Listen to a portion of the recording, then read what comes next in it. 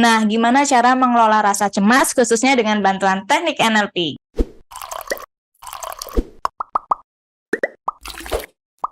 Halo teman-teman semuanya, balik lagi sama aku Vika di NLP for Business. Nah, di kesempatan kali ini aku ingin membahas nih tentang suatu hal yang beda, yaitu tentang Taming Anxiety with NLP. Penasaran kan? Yuk kita langsung aja tanya ke Coach Adi Winata. Halo Coach. Halo Vika, halo juga teman-teman semua. Ini kan gimana sih Coach? Kalau misalkan tadi kan aku di awal itu kan sudah menyebutkan tentang Taming Anxiety with NLP gitu ya Coach Yap. ya.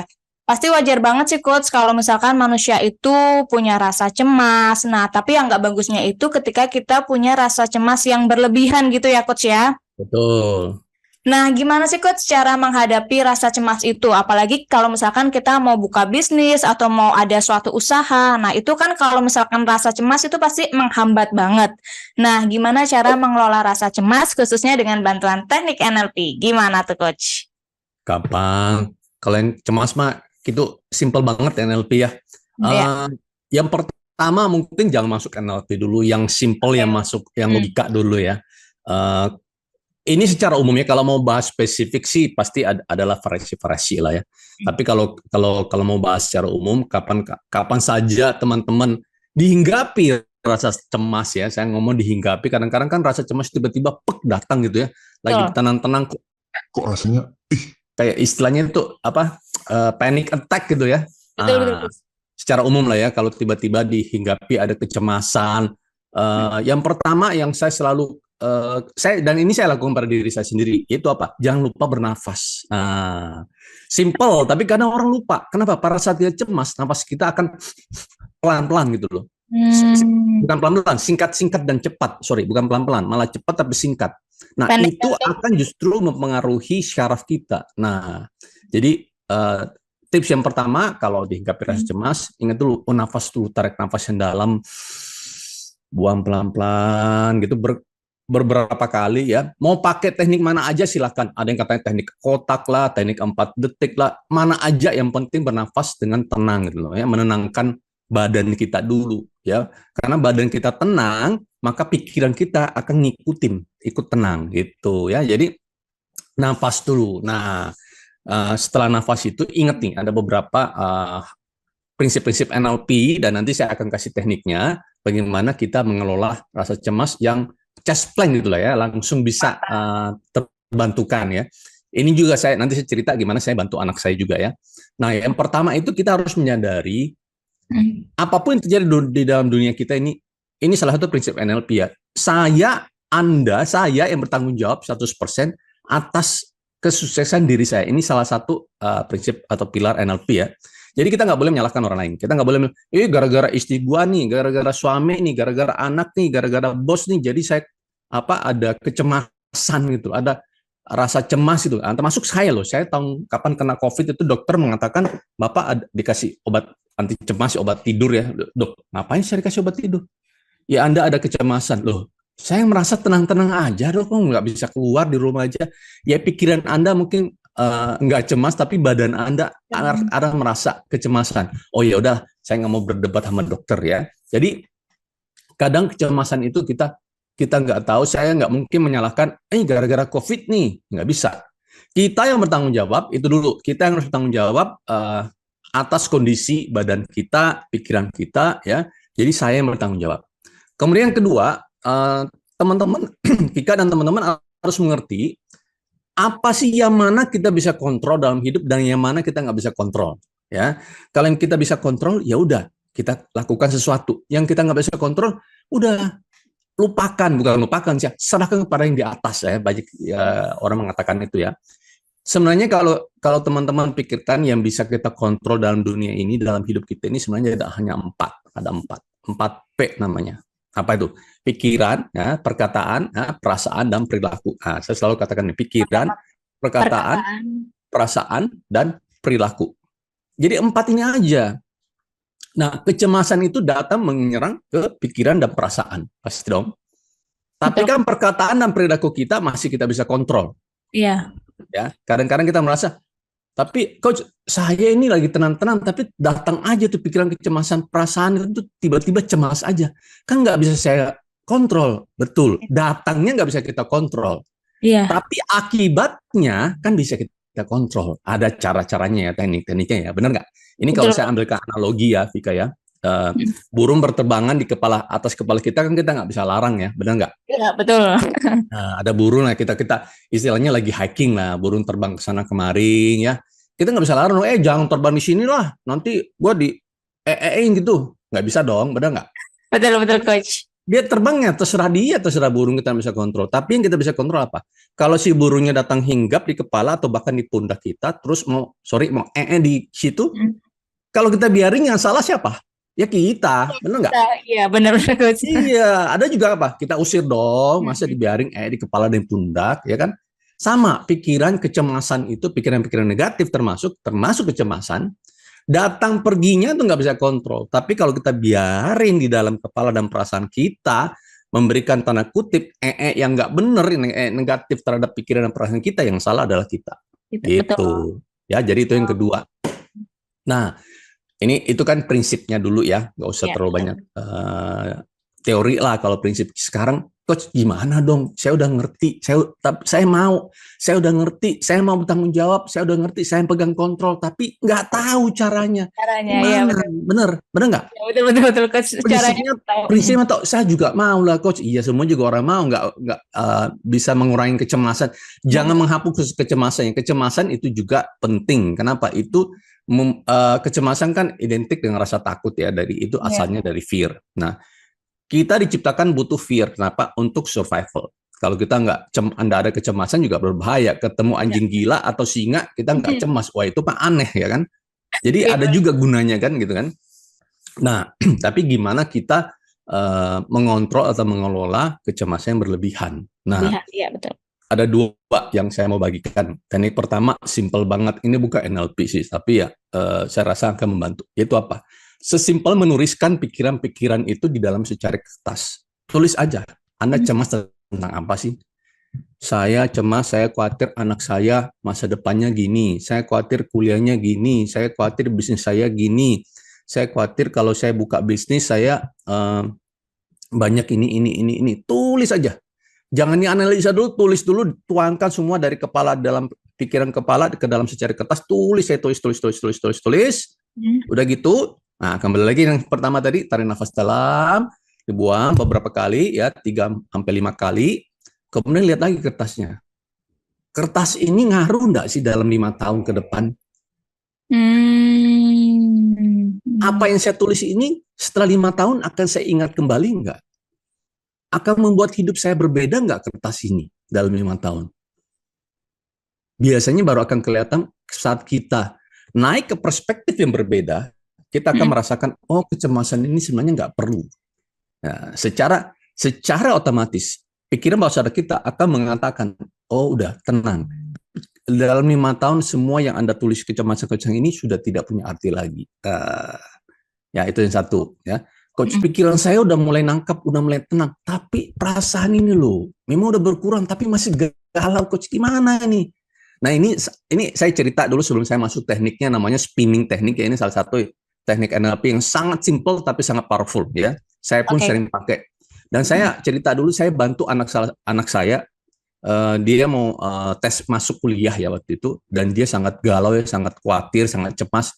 Papa gimana ya besok, saya takut nggak bisa, takut dan tes wawancara untuk tes masuk kuliah itu dia diwawancara gitu loh, dan itu yang paling dia takut gitu. Saya pasti wawancara takut ditanya, kepikiran saya tiba-tiba blank, pokoknya saya nggak enak banget gitu, perasaan kayak cemas banget. Ya, saya bantu pakai spinning teknik ini, saya ajarin ya. Jadi teman-teman, spinning teknik ini simple ya. Apapun pikiran atau perasaan cemas itu, coba teman-teman keluarkan sebagai sebuah putaran di depan, ya. Pakai jari seperti gini, putarannya seperti kemana? Ada yang begini, ada yang begini, ada yang begini, terserah, ya. Beda-beda orang berbeda, ya. Pakai kalau teman-teman di rumah, di kamar sendiri, lakukan seperti saya lakukan ini, jarinya diputar-putar sesuai dengan perasaan itu berputar. Bayangkan aja dalam pikiran Anda, perasaan cemas itu putarannya kemana, ya. Kalau saya putarannya begini. Kalau kecemasan saya putarannya gini. Ada orang, anak saya putarannya gini, ya. Nah, sekarang apa? Setelah putaran itu coba dimainkan, tanda kutip memainkan. Maksudnya apa? buat dipercepat atau diperlambat Hmm. atau dibalik arahnya atau bahkan dibuat diem atau mau diputar coba mainkan dulu. Fungsinya apa? Pada saat teman-teman memainkan putaran ini, Hmm. perhatikan perasaan yang muncul atau sensasi yang muncul seperti apa. Mana yang membuat tenang, mana yang membuat nyaman, itu yang teman-teman pertahankan. Saya katakan tadi kalau saya cemas, putaran saya ke belakang ini, ya. Ini di kamera agak susah kelihatan ya, saya agak menyamping. Ya, putarannya. Ya, oke. Nah, kayak gini kan. Ke Ini belakang berarti gitu ya, Coach ya? ya, ini Oh. putaran kecemasan saya. Nah, kalau saya mau tenang, saya akan balik ke depan. Ya, Hmm. perhatikan ya, ini kan kecemasan saya, perhatikan ya, Ya. pelan-pelan ya. Saya balik ke depan. Kalau saya balik ini saya ngasih tes pun juga, saya merasakan nggak enak nih. Pada saat gini saya merasa nggak enak. Pada saat saya balik ini lebih enak rasanya. Ya, coba deh. Oke, Putar, coba dipercepat, ya teman-teman percepat lebih enak apa enggak? Kalau nggak lebih nggak enak, jangan stop langsung, dipelankan. Nah, anak saya kemarin saya pesu cepat, dia rasa nggak nyaman. Akhirnya saya stop, saya bilang, oke, putarannya diberhentikan. Kalau saya makin cepat makin nyaman. Ya, kalau anak saya akhirnya saya harus stop. Stop putaran itu di stop lebih enak Papa. Diperbesar lebih enak nih kayak tangan saya diperbesar lebih enak nggak? Diperkecil aja. Ya. Kadang-kadang ada orang menganggap ini sebuah kayak sebuah energi yang berputar, terserah. Apapun yang membantu Anda berimajinasi terserah. Ya. Bentuknya macam-macam, ada yang tidak berbentuk, ada yang berbentuk bulat. Kalau saya berbentuk bulat, ada yang membentuk kotak, terserah ya, bebas mana-mana ya. Tidak ada patokan, yang penting putarannya. Bentuknya terserah.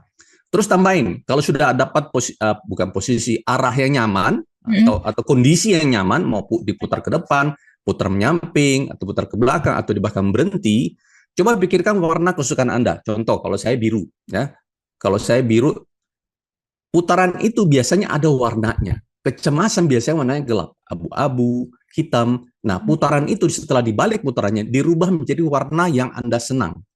Misalnya hitam dirubah jadi biru. Nah, pada saat itu dirubah menjadi biru, maka kecemasan itu akan pelan-pelan tenang.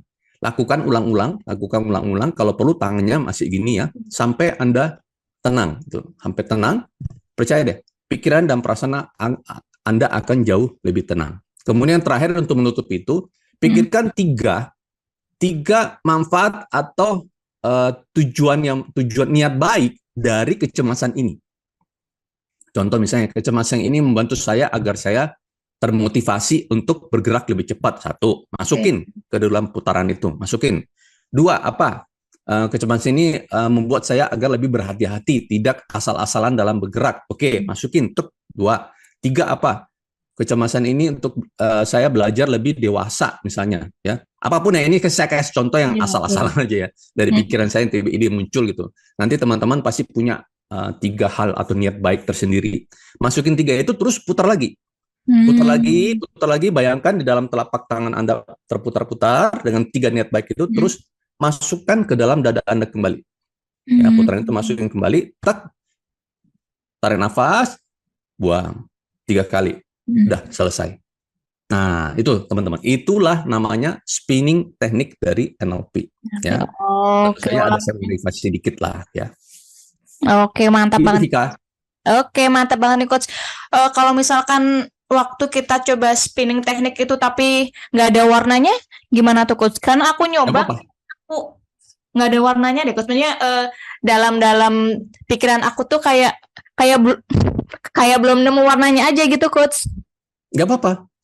Bisa nggak warna kesukaan Vika apa? Biru juga Coach. Biru, oke. Nggak ada warna itu bisa nggak dibuat jadi warna biru? Bisa aja sih Coach. Ya udah, buat biru aja. Oke. Nggak peduli warna asalnya. Ada warna kayak, ada warna gelap kayak, terserah. Gitu ya, Kenapa? Meskipun nggak ada warnanya pun juga ya nggak apa-apa berarti kan ya Coach ya? Nggak apa-apa, betul. Ganti aja gitu nanti. Oke, Coach. Paham, Coach. Oke. Kalau misalkan bentuknya itu berarti bebas gitu ya, Coach ya? Bebas. Nggak harus ke depan, ke belakang, kemana gitu ya, Coach ya? Itu putarannya, bukan bentuknya. Oh, kalau misalkan putarannya itu harus ke depan belakang apa gimana tuh, Coach? Terserah. Seperti saya katakan tadi, dimainkan. Awalnya di mana? Awalnya rasa cemas itu berputar kemana? Kalau dia berputar ke belakang, coba dipercepat. Biasanya kalau dipercepat, biasanya kalau dipercepat rasa cemas itu akan makin kuat. Ya, oke, oke, Nah, oke. istilahnya dicoba-coba aja, jangan takut coba-coba karena ini semuanya apa yang kita lakukan dengan NLP ini semuanya dalam pikiran kita kok. Jadi nggak akan punya pengaruh negatif yang permanen lah istilahnya. Mungkin sesaat aja kita akan merasa tambah cemas, tapi kalau Anda merasa tambah nggak nyaman atau tambah rasa cemasnya tambah kuat, di stop, berhenti, dipelankan, jangan dipercepat lagi. Kemudian dibalik arahnya atau cari putaran yang enak, ke samping kanan, ke samping kiri, atau gimana gitu. Cari aja. Biasanya sih pengalaman saya menterapi orang ya atau mengcoaching orang memakai teknik ini, begitu dibalik dan dipercepat biasanya enak gitu. Lebih enak kondisinya. Uniknya kemarin dengan anak saya pas saya balik dia merasa lebih nggak enak gitu.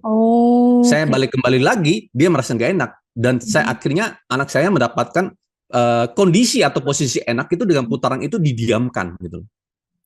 Jadi masing-masing orang berbeda ya. Nggak ada yang benar, nggak ada yang salah. Sesuai orangnya gitu. Sesuai kenyamanannya gitu ya Coach ya? Yes, betul. Oke. Itulah uniknya spinning teknik. Betul. Oke, thank you banget nih buat Coach Adi. Kalau misalkan cemas itu yang pertama tuh jangan lupa buat nafas gitu ya Coach ya. Yes, nafas dulu. Kalau enggak kan pingsan tahu-tahu cemas sampai pingsan. Bener. Apalagi kalau misalkan nafasnya pendek-pendek gitu ya Coach ya, malah langsung pingsan gitu ya Coach ya. Pernah lihat nggak, Vika? Pernah lihat nggak di film apa di TV orang yang terima berita mengejutkan tiba-tiba pingsan? Ya itu karena lupa nafas. Iya Coach ya. Iya Coach. Gitu kan? Lupa nafas. Langsung pingsan. Oke, Coach. Terus yang kedua tadi kan juga kontrol apa yang bisa kita kontrol gitu ya Coach ya. Ada empatnya nih teman-teman semuanya. Ada pikiran, perkataan, perasaan, sama perilaku.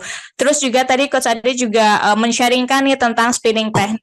Semoga bermanfaat juga nih buat teman-teman semuanya dan boleh banget nih dipraktekkan di rumah, di dimanapun itu ya Coach ya, supaya nyaman gitu perasaannya dan menghilangkan rasa cemas. Gitu mungkin ya Coach Ade ya. Yes, betul. Oke, thank you Coach Adi Winata untuk sharingnya kali ini. See you Coach. See you, bye-bye. Oke, akhir kata dengan saya Vika dan saya Coach Adi Winata dari NLP for Business untuk Indonesia. Bye-bye. Bye-bye.